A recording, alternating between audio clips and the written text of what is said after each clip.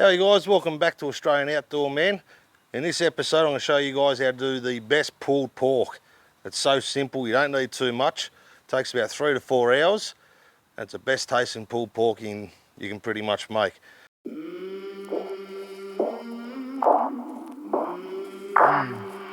I came from the mud, there's dirt on my hands. Strong like a tree, there's roots where I stand. Oh, I've been running from the law. Hope they won't shoot me down. So to start off, pretty much if you go down to your local butcher, I'd head down there and try and grab a cut of meat. I usually use the pork Scotch fillet. So it's about $15 a kilo. Get myself a 2 kilo piece of that. You can use a pork shoulder with a bone in or bone out, which you'll find is a little bit cheaper. And then head down, you just pretty much need some brioche buns. Grab a couple of them and some coleslaw.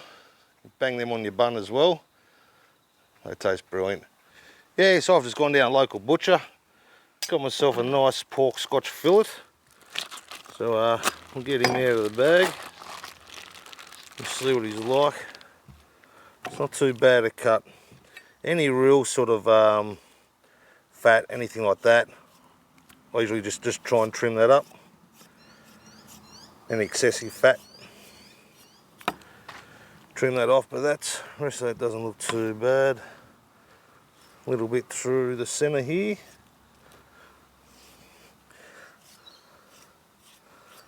So I'll just get rid of that. What we're going to use, pretty much all we use for a binder. We'll put this on the pork first. So we've got some Dijon mustard and some garlic, which is all minced up. So I usually just do a sort of a 50-50 mix with the mustard. And then with the garlic, just mix that up. Alright, so that's pretty much mixed up. Like I said, 50-50 Dijon mustard and some minced garlic. Put that on here. And all we're going to do is just rub that in. Rub that into our piece of pork. Get it right in there. And this is going to hold all your rub on the meat and give it a really good taste.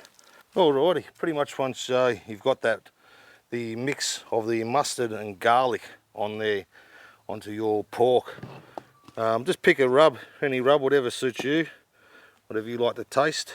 Or got a nice one here. It's just a barbecue rub. So yeah, we'll just start to give that a sprinkle on your pork. Give it a generous amount as well. Make sure you get some good coverage. So it's strange, they call it a rub, but yeah, it's more of a pat, isn't it? So you make sure you just get plenty of coverage on that meat. At the moment I'm just using a smoker. So I've just got that preheated. That's sitting about 160 to 180 degrees at the moment. So that should be pretty much ready to go. So what I'll do, I'll put the pork straight into the smoker now for about 2.5 to 3 hours. I'll check it every half hour and I'll just spritz it with apple juice, and that'll just keep that moisture on the outside so the pork doesn't dry out too much.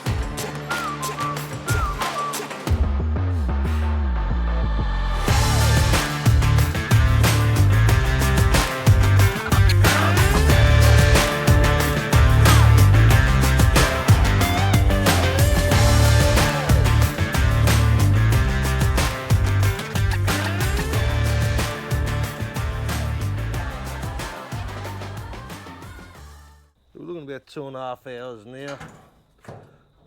She's been cooking for, so we'll get it out.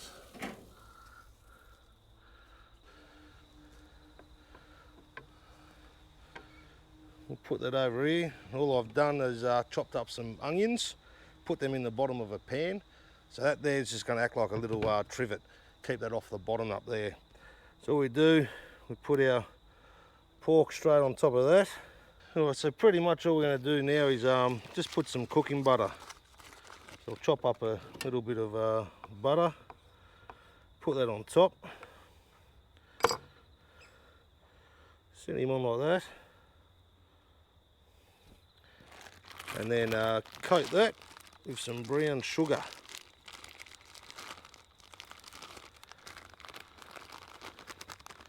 Plenty of brown sugar on there. And just in the bottom of the pan, we're just going to have some beef stock. So you just pour that in the bottom, just so it's enough to cover just the base of it. Beautiful. Cover some foil.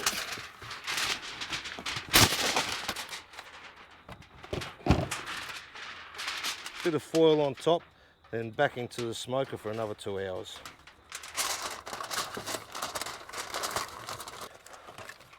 Alrighty, so back in here, we'll set this at probably about 140 to 160 degrees.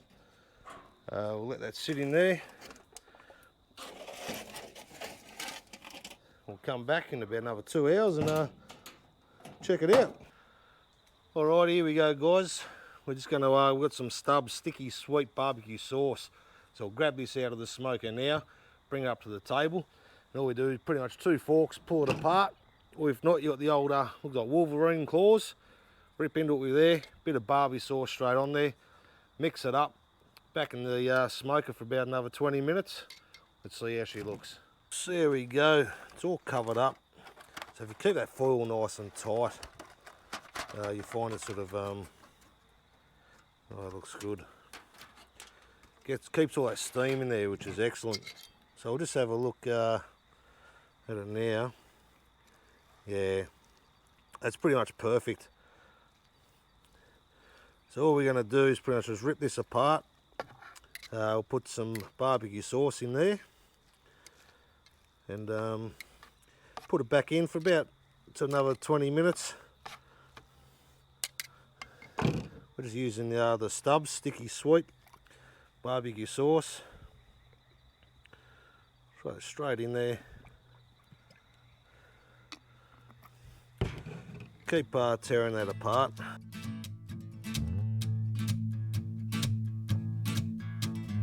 Make me work, make me sweat inside, make me feel like I'm Right, so this has all been pulled apart now with just a bit of barbecue sauce in there. So we'll throw that back into the smoker, like I said, for anywhere from 15 to 20 minutes, just on low heat, just to reduce some of that sauce, so we get some taste in there. It's still sitting about 160.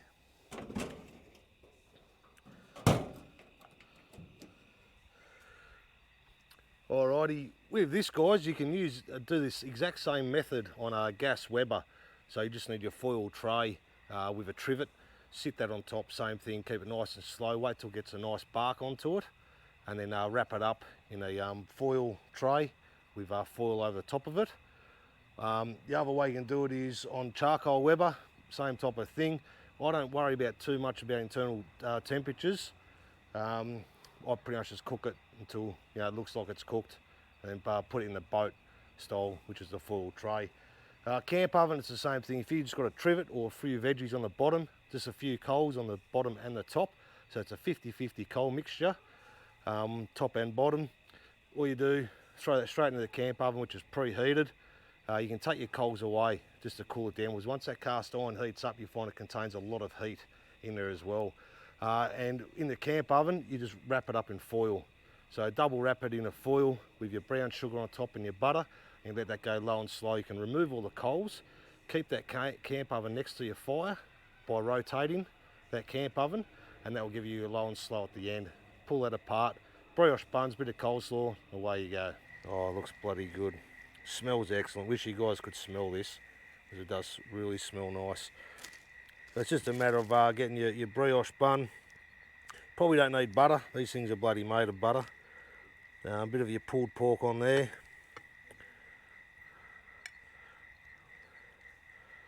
Straight onto it.